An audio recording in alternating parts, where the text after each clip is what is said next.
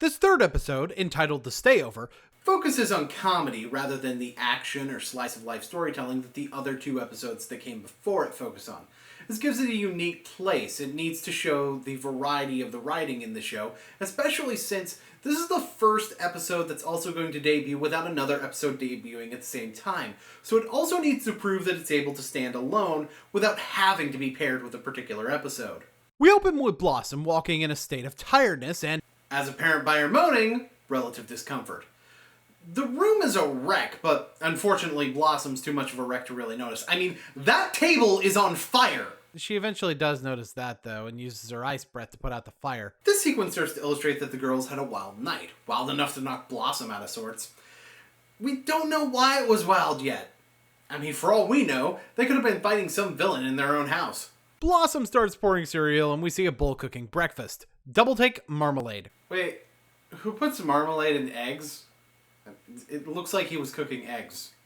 This exchange finally startles Blossom into being fully awake, and Buttercup wakes up in a state of drunkenness, for lack of a better term. Turns out they can't remember anything about last night. Well, Buttercup does. Slumber party, candy, something like that.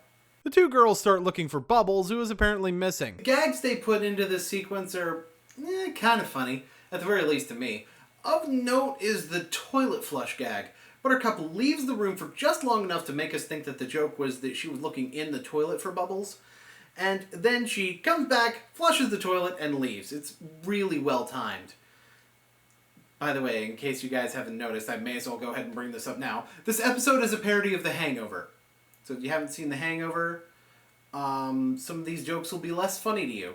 So now they start retracing their steps, and we get a flashback. This episode's going to have a lot of flashbacks, but they all serve to advance the plot in some way, and it's kind of the way you tell a story like this. Although I'd like to note this first one isn't a very good example of that. Most of it is spent telling us stuff we already know, and to be honest, it kind of makes it overly long. I mean, don't get me wrong, there were some decent gags in there. And, you know, it does give us two pieces of new information. Number one, what the girls were going to do the next day, and the much less important information of the professor having told them not to eat too much candy. I mean, yeah, I get that they're trying to set up for the moral at the end of the episode, because, you know, it has to have a moral anyway, even though it's strictly a comedic episode. But it could have been revealed a different way, and wouldn't have hurt anything. After the flashback, the girls get a call from the professor where he says he'll be back in an hour. But girls, what about this wacky mess? Alright, Bubbles, let's actually focus on Bubbles. She could be dead! They hear something in the closet, and it's a monkey! Namely Mojo Jojo. Arguably the main antagonist from the original series. He's wearing a pretty dress and makeup! I'm sorry, I can't help but feel like they're giving away the punchline to this joke before they give the setup, at least to the newer fans. I mean, don't get me wrong, a monkey getting a makeover, that's a little bit funny inherently, at the very least to kids. But we don't even know he's an antagonist until he starts setting up his flashback. Turns out, this guy has ingenious plans.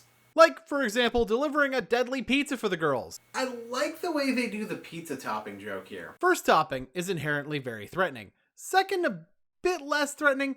Third just sounds kind of stupid, and then the last one that goes against the stated purpose. Notably breaking the rule of three, but they're subverting expectations by not using the rule of three here, and pizza toppings is a good medium to do that with. After all, there's a lot of people who get pizzas with more than 3 toppings on them. Anyway, it doesn't go to plan. He gets pulled in the house and gets a makeover. By the way, the nails were his idea. Okay, that joke was funny if you don't know Mojo Jojo already, because of his voice being used to set it up, and his tone being used to indicate that he didn't like the makeover. Mojo mentions a monster and a bridge, so the girls head for the bridge, thinking they stopped a monster from destroying it.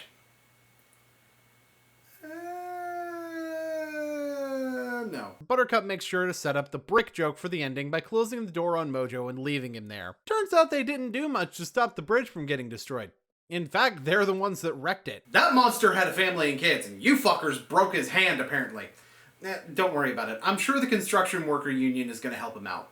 The monster union, though, they tend to not give a shit. Anyway, the orphans can't go to Puffy Island. The joke here is that they're throwing as many kick the dog moments at the girls as possible. intended, by the way. They go to the bullfighting arena because the monster heard something about fighting a bull. Turns out the bull is gone, though. And apparently Buttercup is a god of bullfighting. Flashback time! I like how they work with the analogy of candy being alcohol by having the girls visibly and audibly act drunk. Bubbles even tries to speak some Spanish, although she fails miserably at it. By the way, for those wondering what she actually said, I love the smells of fried cheeses. I stumbled because that was such nonsense of a fucking sentence. Buttercup pulls a Kurt Angle on the bull and scores a touchdown. Okay, and a flashback. Turns out the fact that the bull was cooking this morning means the bullfighting is cancelled. This saddens the orphans once more. Then there's a gag about a graphic showing up whenever anybody says Rocktopus. Rocktopus! The fuck was that? The girls realize that Bubbles was in a ball pit at the arcade, but when they get there, they find that the balls aren't there. Piccolo meme. Whatever. The balls were crushed and turned into novelty hats, which the girls believed to be the fate of Bubbles. Considering this is the third episode of a kid's show without an overarching plot and Bubbles is one of the main characters of that show, I doubt it. They wear the hats home. Buttercup quotes The Hangover before they get back and explain what happened.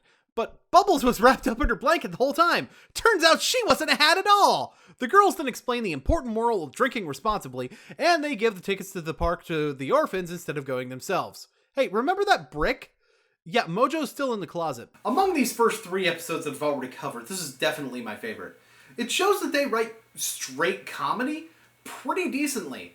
They have one-off gags and running gags that go through the entire length of the episode that work well. Now, don't get me wrong, it's not perfect. There were plenty of gags that just fell flat for me, and I wasn't rolling the entire time.